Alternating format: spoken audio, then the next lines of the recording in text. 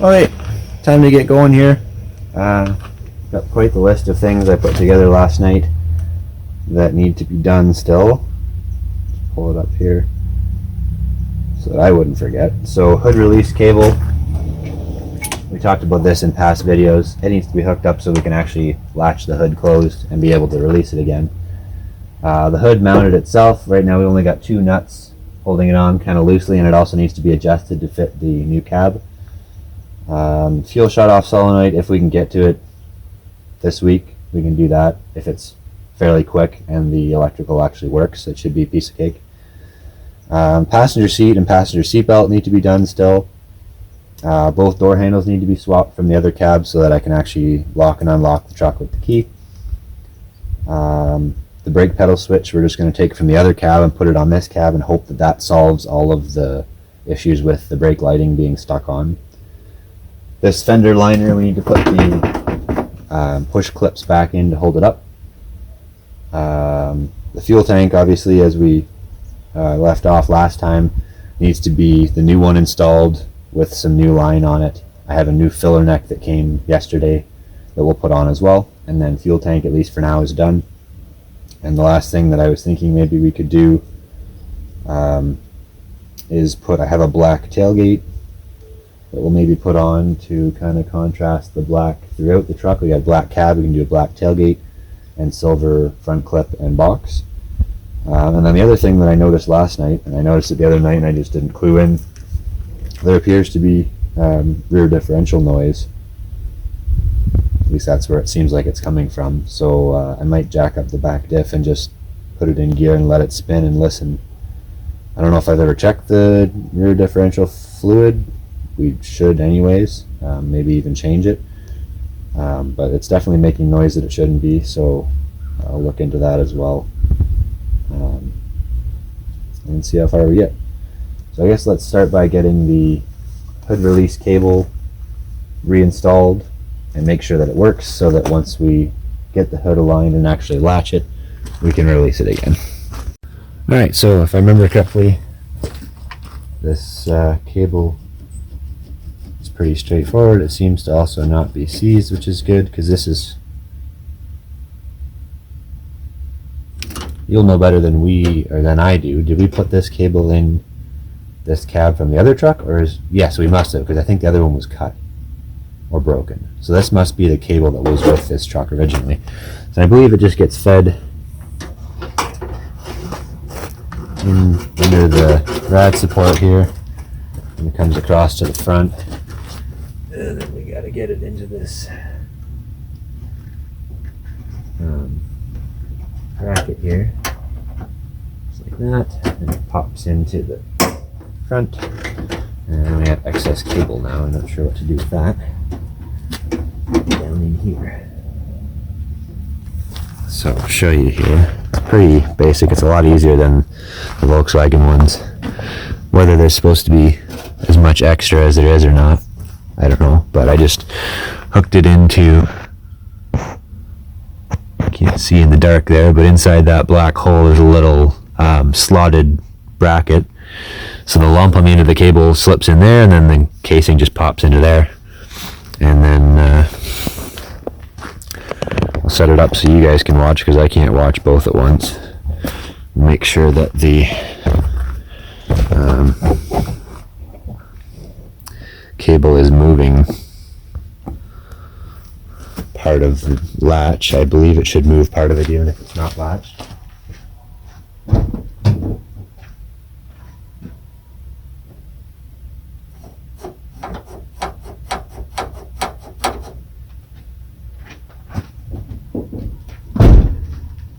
Sounds like it was moving, and what we can do too is simulate.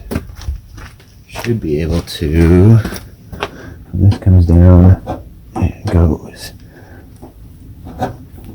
Oh, that is the stiffest spring on a hood latch I have ever encountered. I can't even do it by hand. That's what you're supposed to be able to do. But I guess it's incredibly stiff spring. Anyways, I believe that is moving just fine now. So I guess while we're on the hood latch part here, let's go and remount the hood release handle to the bottom of the dash. So nothing too exciting to see here. I believe we showed it when we took it apart, but this hood release bracket just goes, something in the way here. Oh, too much cable. Anyway, it's supposed to go up here. I don't know what the cable wants me to do. There's too much cable out there already.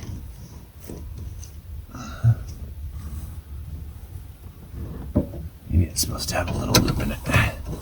So it just goes back under the dash here.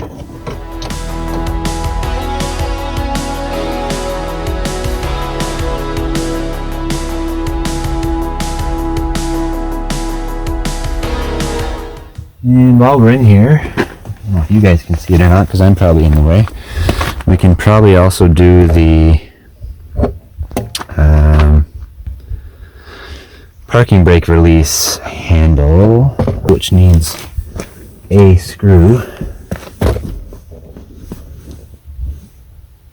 I believe it's just one like this.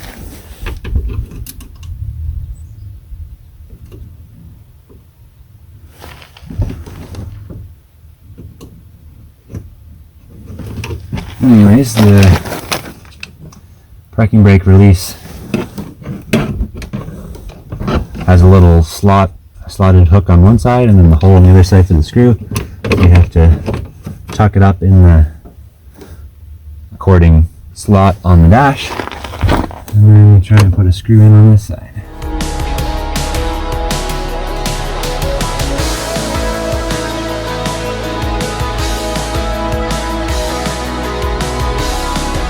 Okay, so now we are going to play the hood alignment game.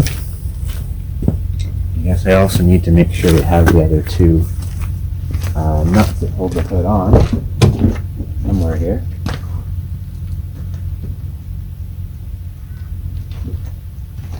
And on the other side. So basically, we have to make sure all the fasteners are on, obviously. And then align it so that it matches up with the body and the fenders as best as we can. Because the problem is, as soon as you change a cab or a box or anything, or fenders or a hood, nothing ever lines up exactly the same again, even though they should all be identical. So it's always a bit of a challenge. I've done many fender swaps, hood swaps. Now I've done a cab swap, and you get it close, but it's never exactly right. So we're just going to do the best that we can. I'm going to run and grab the anti-seize because those hood studs are pretty rusty. Really, I should run a die down them. I'm not going to take the time right now, but we'll put some anti-seize on them so that they work in a little better and we can get them off later, because I'm going to have to put a hood on probably eventually. It's got one rot hole through it over top of the turbo, but for now it'll work. Okay, so the hood nuts are a 13mm hex. Don't ask me why.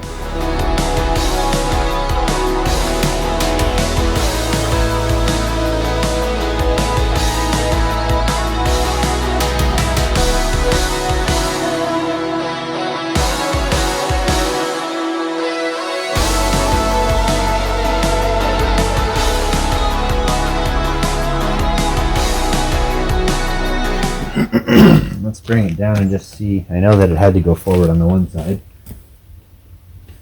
Bring it down and see where we're at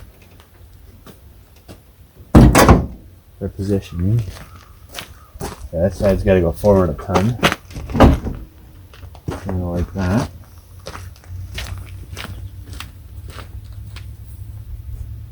This side's got to. Actually, this side's pretty close.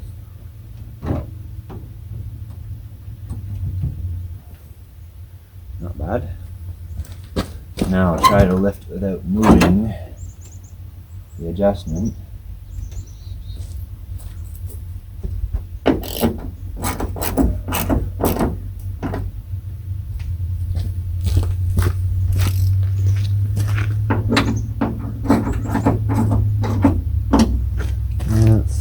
stayed.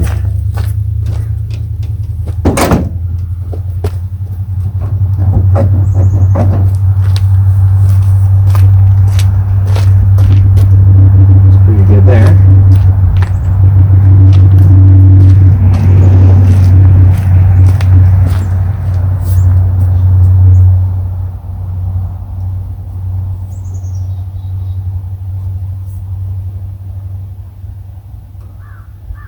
Pretty decent over here. It's sticking out on this side of the truck a bit.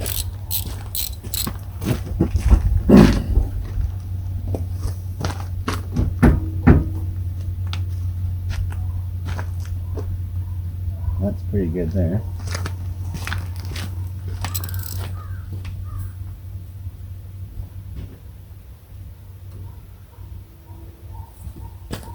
I think it actually landed pretty close to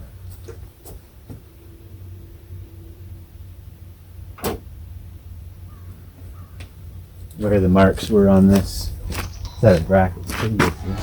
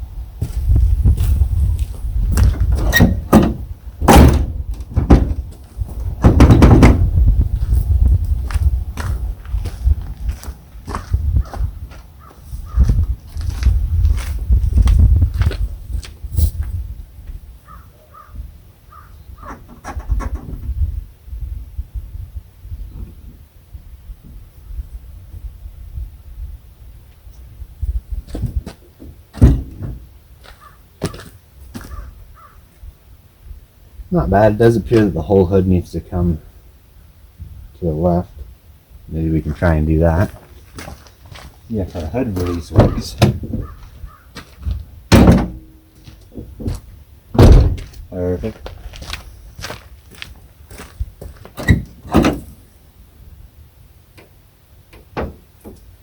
So let's see if we can move the whole thing sideways, I guess.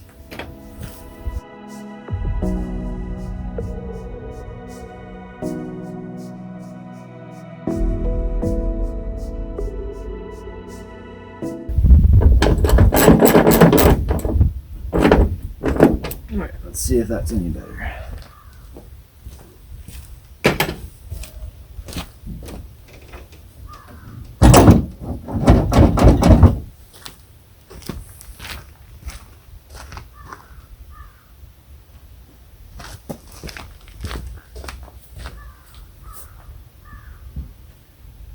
A little better, a little less obvious that it's not quite rightly aligned. I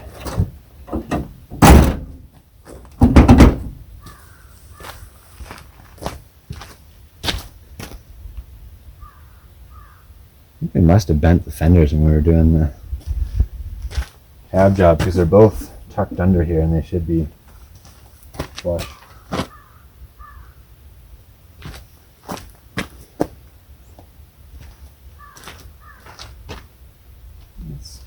A little back on that one now.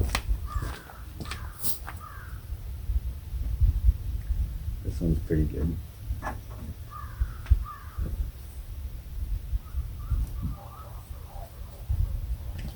Yeah, I guess that's probably about as good as we're going to get, I think.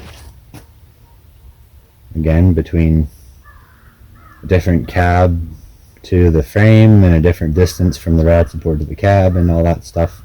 Fenders are in a different spot because they're attached to the cab, which is different, so that's probably about as good as we're going to get for now, at least. I'm not trying to make a show truck at this point.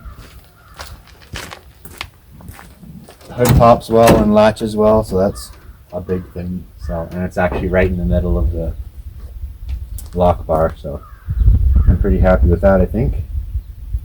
Just snug up the bolts. And then we can move on.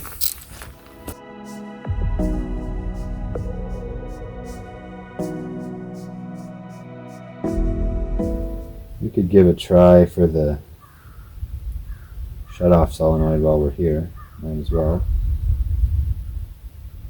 So I will go see if I can find the new one that I have, and we'll plug it on there and see if the electrical works. And if it does, then we should be able to just mount it, and then the truck will shut down the way it's supposed to do. Okay, so right down in there, where that little spring is attached, that bracket is for the shutdown solenoid. I have a new solenoid here. It's just an Amazon special. I have no idea if it still works or not. It's been in the storage tub in the blue truck for a long time and has been wet several times, as my bins, for whatever reason, don't keep water out. So we're just going to start by plugging it into this connector here on the truck, which is for the shutdown.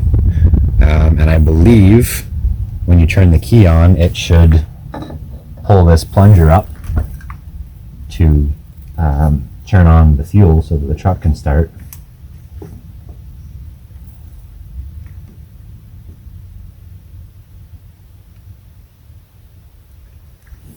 Can't tell if we got it in all the way. Must be.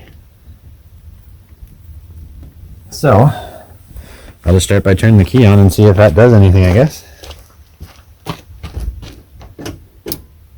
So that didn't do anything, so I'm just going to bump it and see if it is when the crank circuit is engaged.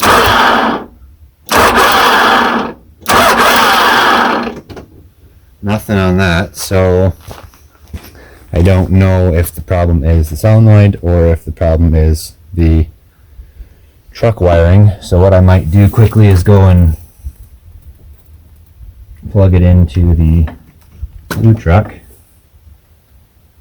and just see if it works on there.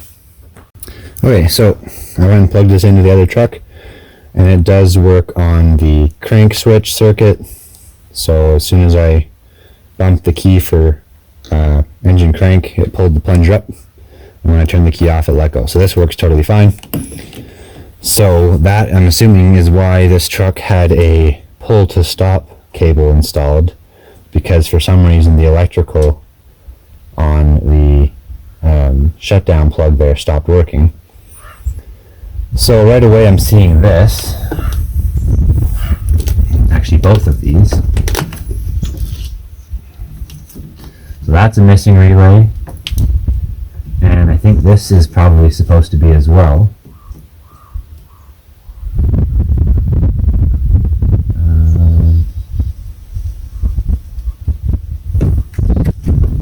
Beyond that, I think everything else looks the same.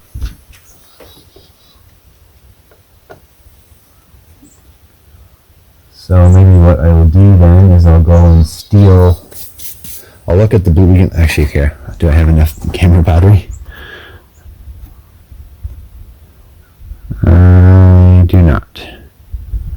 Okay, so I'll go and steal this relay from the blue truck if it has one, and I'll look and see if those two are both. I'm pretty sure that's supposed to be a relay as well. So if that's been cut off and that is the starter solenoid relay, that's why it doesn't work. So I'm going to go take a look, and if there are relays on the blue truck I can borrow, I'll do that, so we can figure out which one is needed, which one's missing, and hopefully make this thing work. Alright, so this is the double relay block from the blue truck. This is actually one that I put on because I was having trouble with it before as well, and it's already got corrosion in it. So this small block here goes into this smaller relay, and this one that's all been cut and bundled up is the other one. So we don't have a plug for that one, obviously, so that's a problem. But let's try the little one here first and just see if that might happen to be the one that we need. That would be really nice if that were the case. I believe I actually have another one of these relays somewhere as well.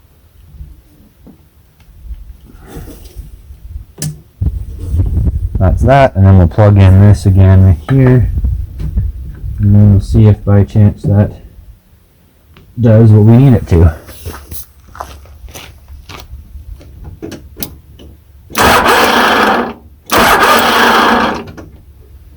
So I don't think it's that one then. It must be the bigger one. I don't know why it would need...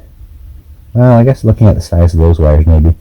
The wires on the blue truck for the bigger relay block are hefty wires, like probably like 10 gauge at least, which I thought was a little overkill if that is in fact the shutdown solenoid relay. I believe one of them is for the grid heater. I had to do a bunch of work on the other truck. What is going on here?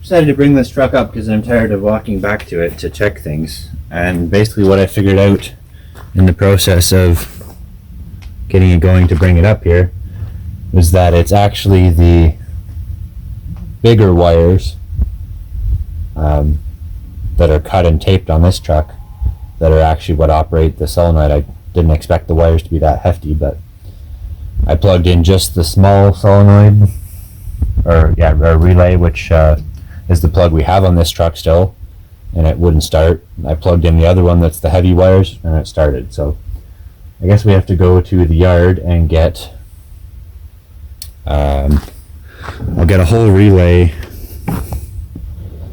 block if they have one, but we'll also get the plug with a bit of wire to work with for that one. I don't know why it's cut off. And then hopefully we can, this one I guess doesn't really matter ultimately. These are supposed to have a fuel heater, but I highly doubt that any of the ones that I have would actually work anymore.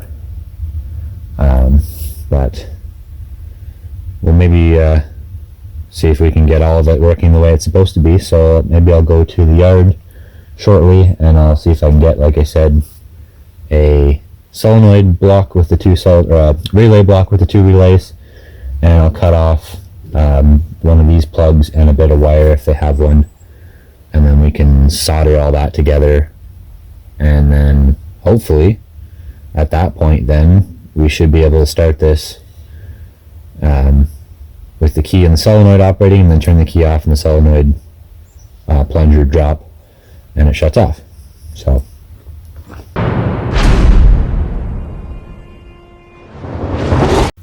alright, so I was able to successfully get a relay, and it's actually Larry B's, which is one that I write about online in one of the forums, and a section of wires. And so I'm going to try and just splice that onto the harness on the truck here to start with, and see if that makes our shutdown relay work, which I'm thinking it should.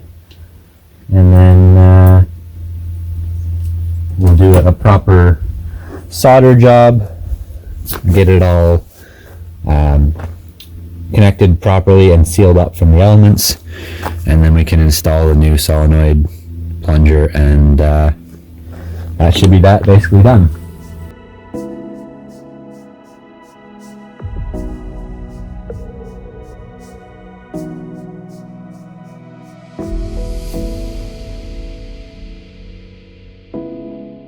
Now the question is, what is the wiring difference here? So we have our small black with a white. In this case on the truck it's small black with a brown. Maybe that is a faded white.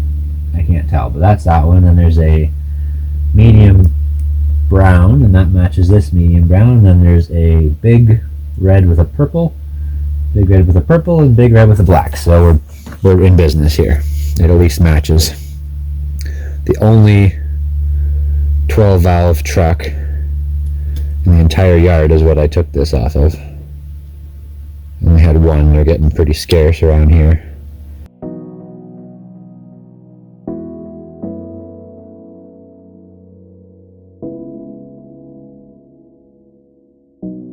So that's got all of those stripped back a bit.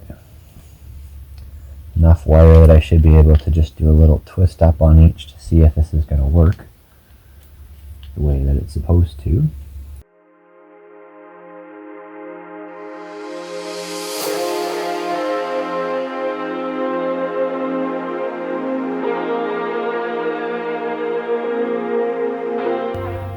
Okay, now without having any of those touch each other, let's see if that does what it's supposed to do.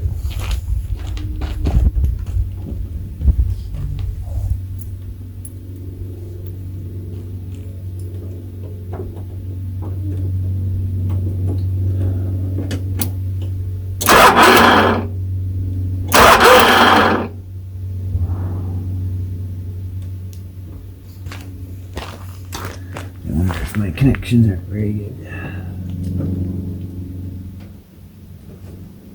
It seems to be making connection.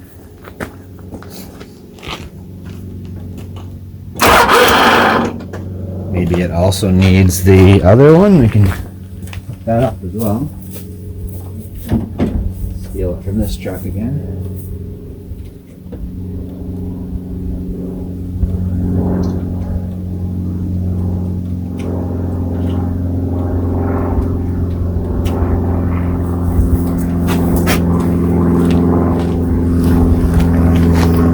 See why it would need both, but this one, I think one of the two of these is for the solenoid, and the other one is for the fuel heater relay.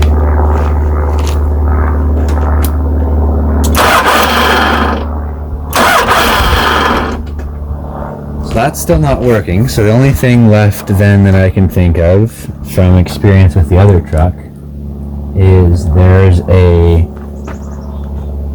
fuse, although it made the tack stop working too. There's a fuse on the other truck that I blew at one point, and I lost crank, and I lost the tack, and I think I even lost one other thing. So maybe I'll take a quick look. I don't remember which one it was on the blue truck, but it was a fuse that had blown. I'm going to take a quick look and just see if there's any noticeable ones, and then we'll come back here. Okay, so all the fuses look okay inside the cab. I guess I didn't check these couple right here, but I'm thinking that it's probably some other kind of electrical issue at this point.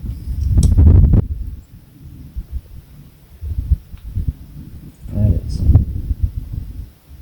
hella melted, but I don't think it's actually disconnected. Let's see if I can find another 15 for that.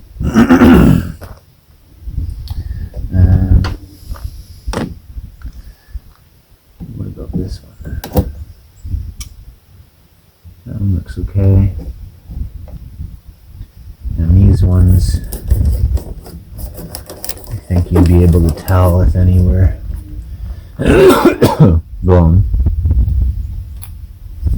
But I also don't think that any of these ones would have impact the starter relay. Okay, I'm going to grab a new one for that. I don't know how that happened.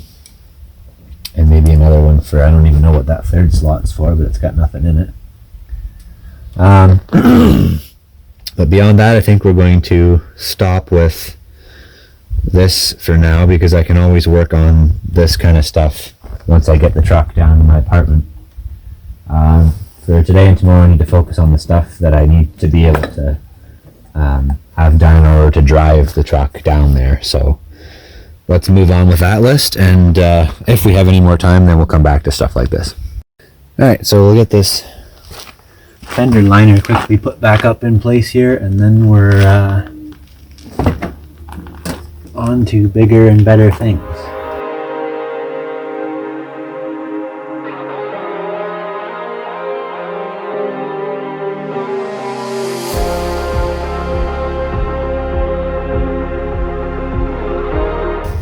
Fender liner is good.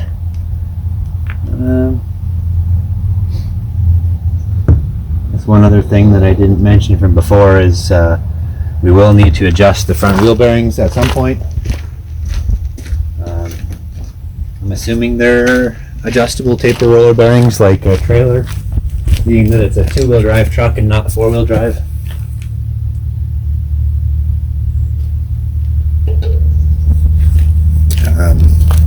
So we'll have to do that, but that can always be done later. Okay, another thing crossed off the list. You guys have seen all this before on the driver's side we did, so I'm just going to time lapse through the passenger side. The process that we're doing at this point is exactly the same. We're going to take out that, although there wasn't one on this side, we're going to take out that passenger seat, which is missing the bottom cushion. I have no idea what it's like to try and swap that, so we're just going to swap the whole thing, same as we did for the driver's seat, from the other cab. And while that's out, we'll pull the back panel out there as much as we need to in order to get the seatbelt out, so we can swap that. Do exactly the same as we did on the driver's side, and then we'll come back live and we'll dig into door panels to swap the handles on the outside so that I can lock the truck with the keys that I have. And also I'm going to swap the mirrors for the ones from the other cab, because they're in a lot nicer shape. I do have tow mirrors for this truck that we will probably put on at some point, but for now it's kind of nice to have the power mirrors, so we'll put those on from the other truck, which are a lot better chrome, and go from there.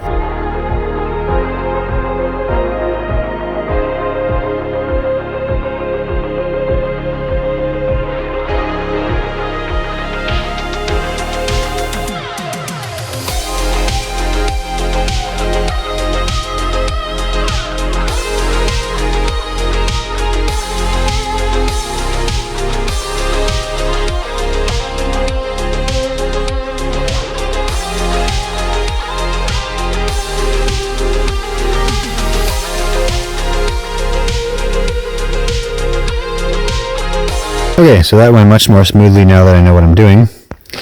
I was able to get the panel belt pulled back and everything out of it without kinking the edge of the panel. The old seats there. It might be usable, and I think you can swap the base maybe, but the frame and track and latch mechanism is pretty crusty. It doesn't release, so we'll just put the other one in. I know it works. And we'll give the carpet a good vacuum here, just like we did on the other side. And then we'll be pretty much done with seats. The backs are immaculate, belts are good.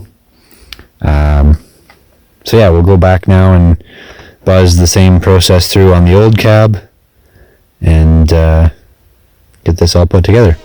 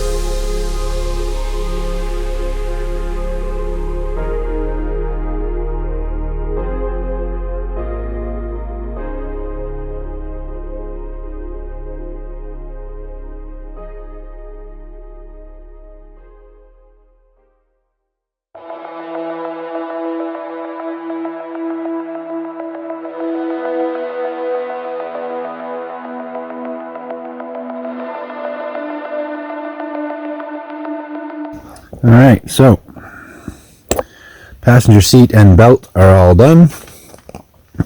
Seat is in. Wow, you can really see the color difference on this camera. Yeah, seat and belt are all installed and functional. I decided to keep this center console that's in here because it looks to be in better shape than the other one. So they don't quite match because, of course, these are dirty and that's not, but that's all right. I'm going to try and clean these up to make them look more like that. Anyways, and the trim strip's back in on the side, and the sill over here. Everything's all back together with the side panels and whatnot, so that's basically seats done. Belts are all good. So now I'm going to dig into this door panel. Should be really quick and easy because there's no window crank that you have to do those stupid little side clips on, so it should be real quick and easy. Pop this one off, pop the mirror off, go to the other cab, do the same. Put the good mirror on this one. I'm going to do the mirrors that have the better chrome on the back. I'm going to keep the power mirrors for now. I do have tow mirrors like I mentioned, but I'll probably just wait. I can always put the tow mirrors on at any point later if I am finding that I want them. Because it is really nice to have them up with the convex, makes it backing it in a piece of cake, and doing trailer stuff is easy too then. But it does make it wider when they're up. And they're also manual, so you can't adjust them yourself. You can do the driver's side one, but you can't do the passenger side one without getting out of the truck, adjusting it a little bit, getting back in the truck, checking, getting out, adjusting it, getting back in. It's a real pain in the butt. Now, like I mentioned, these panels are way easier than the blue truck here because there's no window crank, which, like I said, has those low profile clips that go through to hold the crank from coming off. Usually they go flying when you go to take them off, which I've lost one or two of the 6 door panels that I've done already. But these don't have those, so no problem. There's 2 Phillips screws inside the handle grab and one up the top here, and the rest of it should be just traditional pop clips.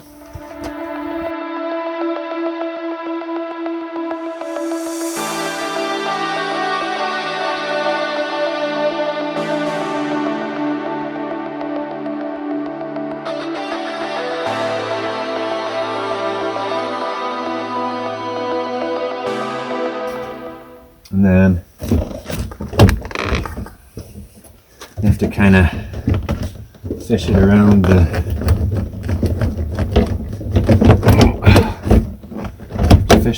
the door handle here, and also get the top to come off, which I believe should be just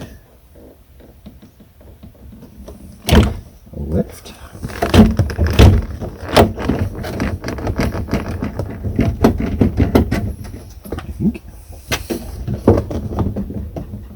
I thought it just went up.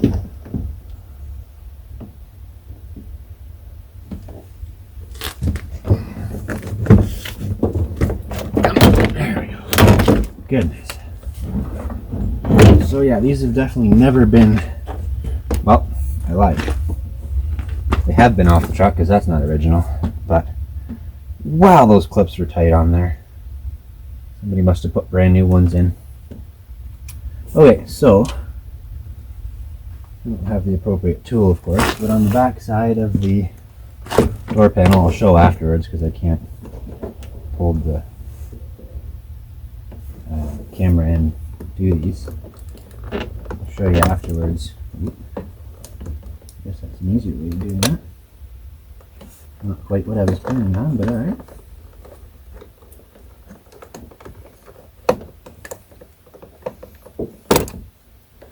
That's not the way that I was going to do that, but that's fine.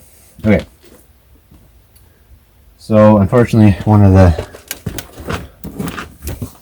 mounting clip tabs did break on the panel. But other than that, the panel's good. A couple of the white clips stayed in the door. I'm probably going to have to get some new ones. I don't know if I have any more of the right size. But what's supposed to happen with the window and door switches here is, traditionally at least, these two little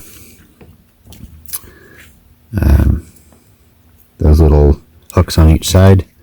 You just gently lift them a little bit with a screwdriver and the whole blue part comes off of the black part. In this case I just barely tipped it a little bit and this one popped out basically. There's a little hook there, and on the panel here there's the matching little slots there. So you can do it either way, whichever is easier. In this case they popped out of the whole switch, popped out of the door more easily than the plug off the switch, so that's fine.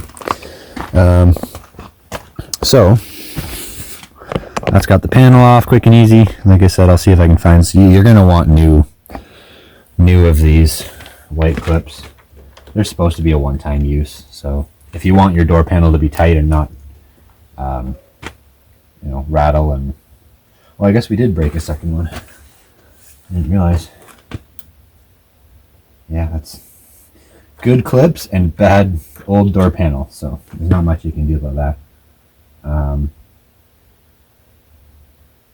So yeah, if you want the door panels to be tight like they were from new and not rattle while you're driving down the road, you want new of the white clips, because they're only supposed to be installed once basically, and if you remove them it basically destroys them. So that's that. I'll get this out of the way for a minute. We will reuse that panel because, like I said, I think it's like the cleanest one I have by far. Somebody put Sony speakers in it, which is interesting. That truck has Kenwoods in it actually that somebody put in. Might be smart actually to see if it works while we got the door panels off as well.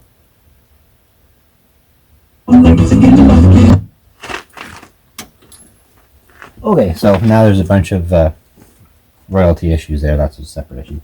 But the speaker works, which is nice, and the back also works. It's a blue one of some kind. I don't know whose it is. I couldn't read it, but the speakers on this side work at least. A little bit crackly, but whatever. I found that in the old cab, the stereo was great, so I'm happy with that. So let's see what it's like to get this mirror out of here.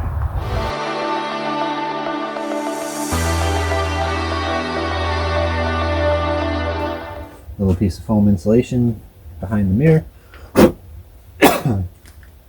And then there are three, look like probably 8 or 10 mil nuts, and that's all that holds the mirror on. I think they're 10s. So I put the camera in the right spot. 1, 2, 3. And then the wire for the power just goes with it. So this one is especially bad. The chrome's totally gone there and it's very green, most of the rest of it. So let's pop that off. Oh look, you can see us.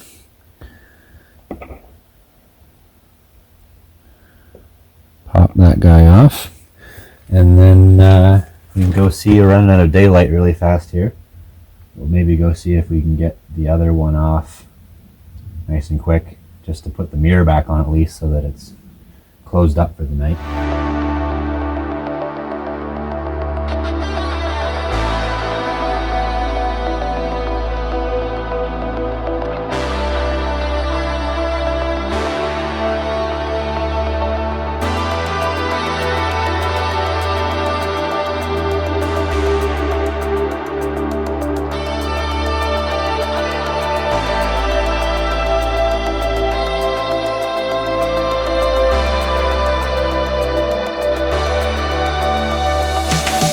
Okay, so there we are.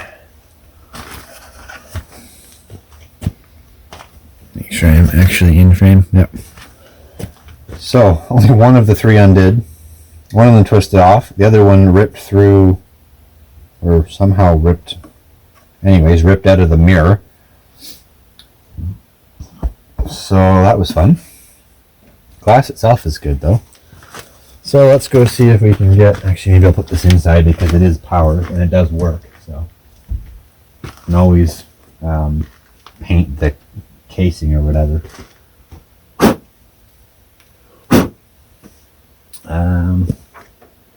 Now I can get, for whatever reason, there's a hex on the backside of the stud. Where is the camera? There we go.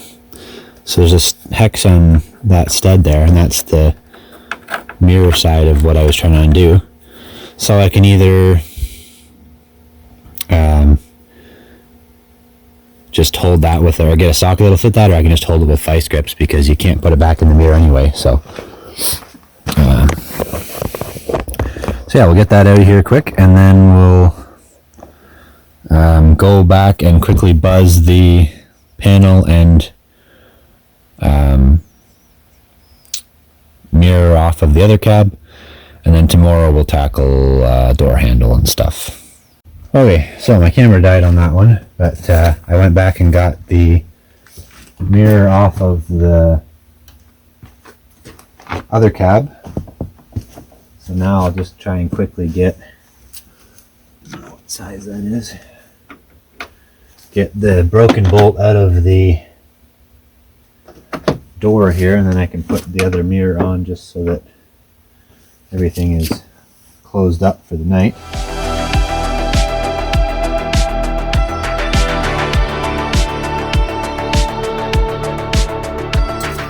So I forgot, actually this other mirror is going to go back into the other cab so that it's not got an open hole in the door, albeit very small.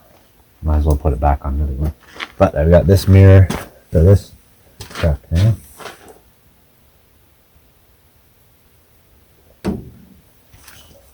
Which has much nicer chrome on it. The glass is good. All the mounting studs were perfect. So I question actually if this one has been replaced before. I don't have any way to tell if it's a Chrysler one or not. I don't see any Chrysler logo. Oh no, there is a Chrysler logo in there. Okay, so these are either just really good mirrors used, or somebody actually bought new from Chrysler at some point, because these are in quite good shape, especially the studs. 2 broken on that one, 1 undid. This one, all 3 undid perfectly.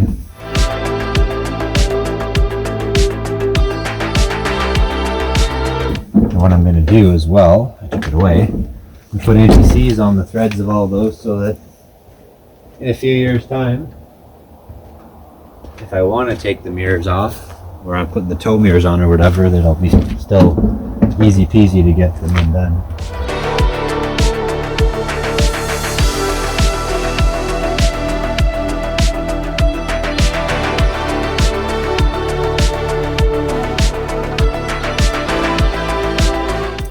So there, that's installed.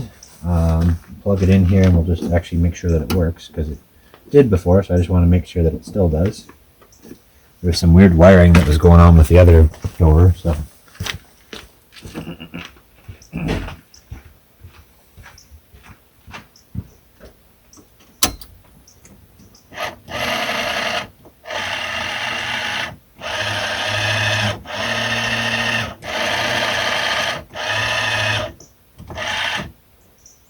Doesn't sound the healthiest, but it does in fact work.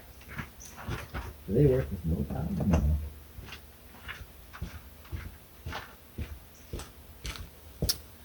So yeah, and then the nice thing about these ones, I left that in a long ways, didn't I? Anyway, I didn't ever realize until a couple of years ago that they do actually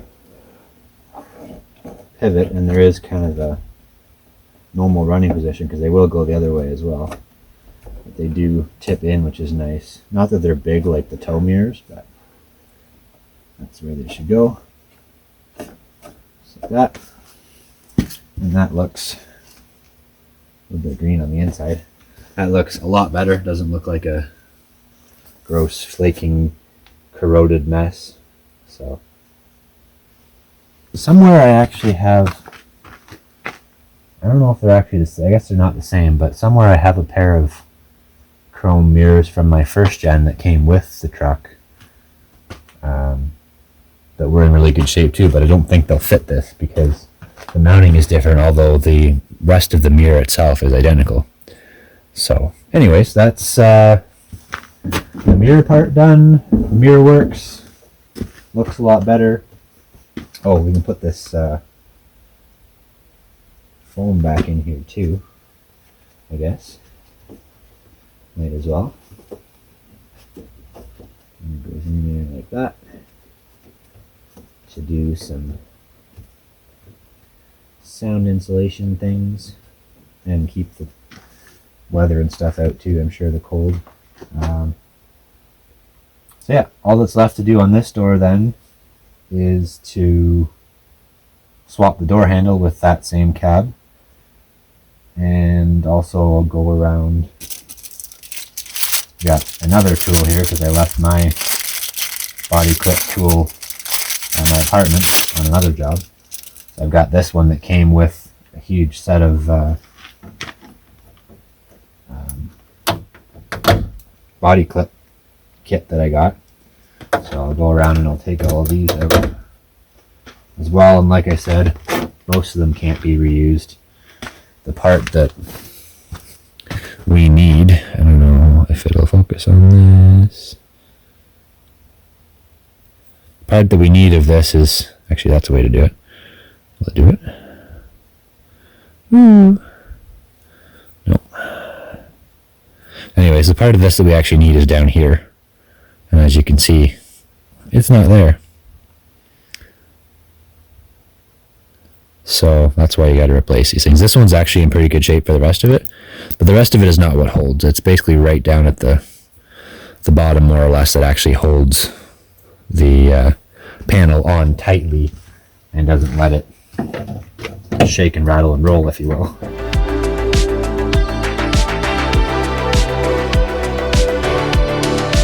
So that is ready to receive a door panel when we're to that point.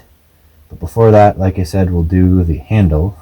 I was gonna say, I hope there's an access hole there, because these have an absolute monstrosity of a window cartridge, of course, because they're power. This truck doesn't have any of this. Like, there's metal down part way, but then it's open. I guess this one is too. Can't see for the light. But yeah, it's got a lot more to it because it's a power window mechanism, I believe, if I recall correctly. Anyways, that's going to do it for tonight, I think.